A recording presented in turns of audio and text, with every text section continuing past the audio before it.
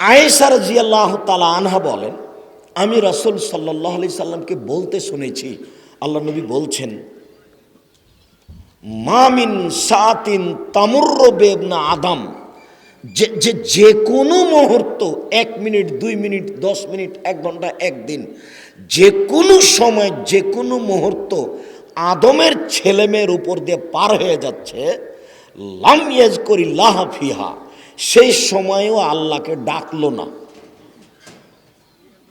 যে কোনো মুহূর্ত যে কোনো সময় আদমের ছেলেমেয়ের উপর দিয়ে পার হয়ে যাচ্ছে, ওই সময় আল্লাহকেও ডাকলো না। ইল্লা হাসসারা আলাইহা ইয়াউমাল কিয়ামা, বিচারের মাঠে ওই লোকটা, ওই মহিলা, ওই পুরুষ ওই সময়ের জন্য দুঃখ করবে, আফসোস করবে, আহারে দোকানে বসে সময়টা কাটিয়েছিলাম, আহারে ঘুমিয়ে সময়টা কাটিয়ে দিয়েছিলাম। তাহলে যেটুকু সময় আদমের ছেলেমেয়ের উপর দিয়ে পার হয়ে যাচ্ছে, ওই সময়ও আল্লাহকে ডাকলো না, এর কারণে বিচারের মাঠেও কি করবে? আফসোস করবে। সময়ের দাম দেখ। আসসালামু আলাইকুম রহমতুল্লাহ। শেখ, সংক্ষিপ্ত আকারে বিয়ে পড়ার সুন্নতি পদ্ধতি বলুন। শুক্রিয়া, জাযাকুমুল্লাহ খায়ের। বিবাহ পড়ানোর পদ্ধতি কথা, কাজীর খাতায় 4টা সাক্ষী হারাম, 4টা সাক্ষী জেনাতে লাগে। অবৈধ সম্পর্ক যদি প্রমাণ করতে হয় তাহলে কয়টা সাক্ষী লাগে? 4টা। আর বিবাহের জন্য লাগে 2টা সাক্ষী। বিবাহ পড়ানোর পদ্ধতিতে মেয়ের কাছে বিবাহ পড়ানো যাবে না, ওটাও হারাম। শুধুমাত্র ছেলের কাছে বিবাহ পড়াতে হবে। হামসলা আরবিক আয়াত, কোরআন মাজিদের আয়াত 3টে আছে। এই আরবি হামসলাত এবং কোরআন মাজিদ আয়াত পড়ার পরে হাদিসে এসেছে আল্লাহ রসুল কিছু কথা বলতেন। কি কথা বলতেন? সেইটারই বাস্তবতা বর কনেকে সামনে রেখে প্রস্তাব ও গ্রহণ।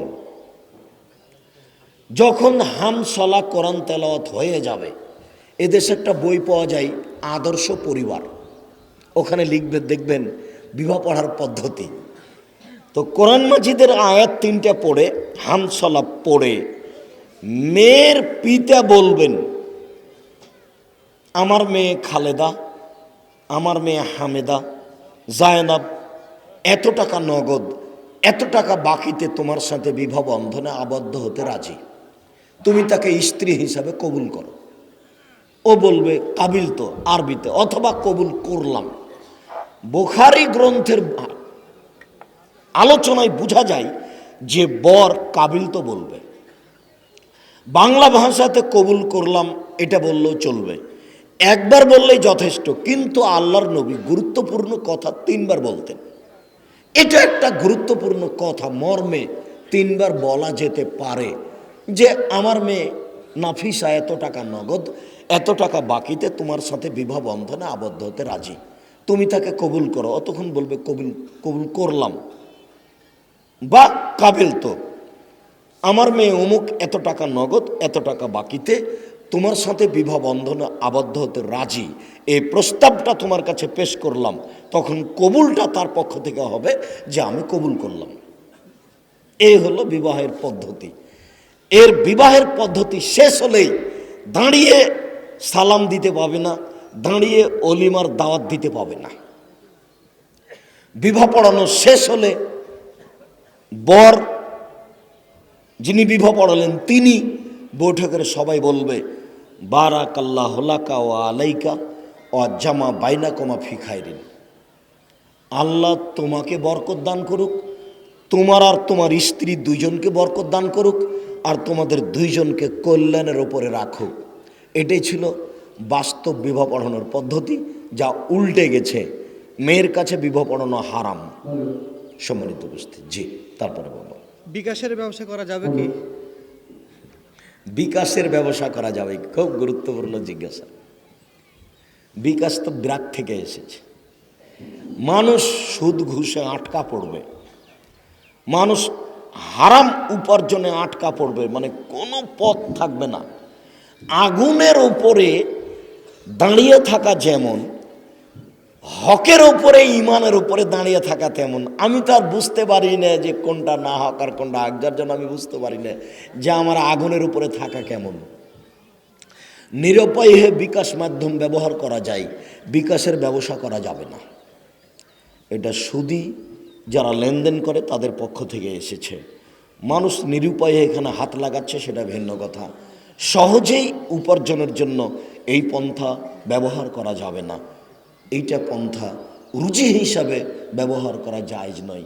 নিরুপায় হয়ে মানুষ ব্যবহার করছে সাময়িকভাবে, সেটা ভিন্ন কথা। তারপরে লাজারারা ওলা জেরারা, আল্লাহ নবী বলছেন নিজে থেকে কারো ক্ষতি করো না, আর নিজেরও ক্ষতি করো না। চলো। সম্মানিত উপস্থিতি, আপনাদের জ্ঞাতার্থে জানানো যাচ্ছে যে আমাদের খাবারের কুপন দেওয়া হচ্ছে। আপনারা নির্দিষ্ট ফি দিয়ে খাবারগুলো খেয়ে নেবেন। সাথে সাথে আরও বলা হচ্ছে, আপনারা যারা মৌখিকভাবে প্রশ্ন করতে চান, আমাদের ছেলেরা মাইক নিয়ে দাঁড়িয়ে আছে, আপনারা সেখান থেকে প্রশ্ন করতে পারেন। আমরা এই বৈঠক খুব তাড়াতাড়ি শেষ করব। বলো, ইসলামে বিভিন্ন বিষয় নিয়ে মতভেদের কারণ কি? ইসলামে বিভিন্ন বিষয় নিয়ে মতভেদের কারণ কি? খুব সহজ কথা। এক নাম্বার হলো বুঝের সমস্যায় মতভেদ। আমি বুঝেছি একটা, আপনি বুঝেছেন একটা।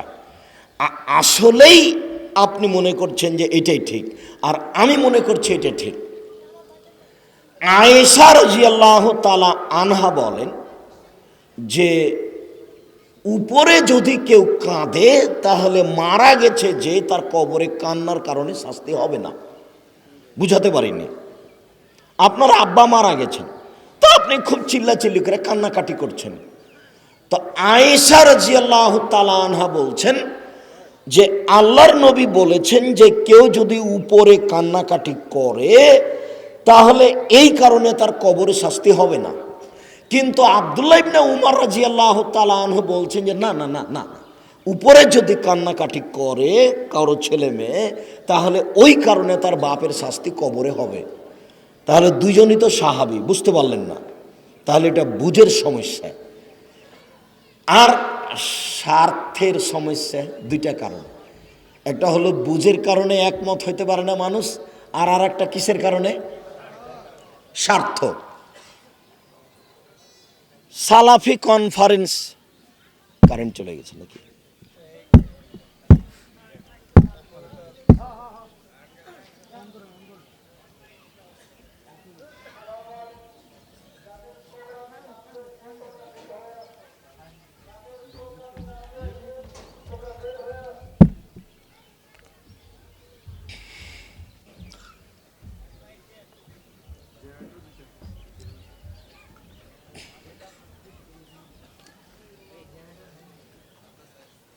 এখন কি দিবে?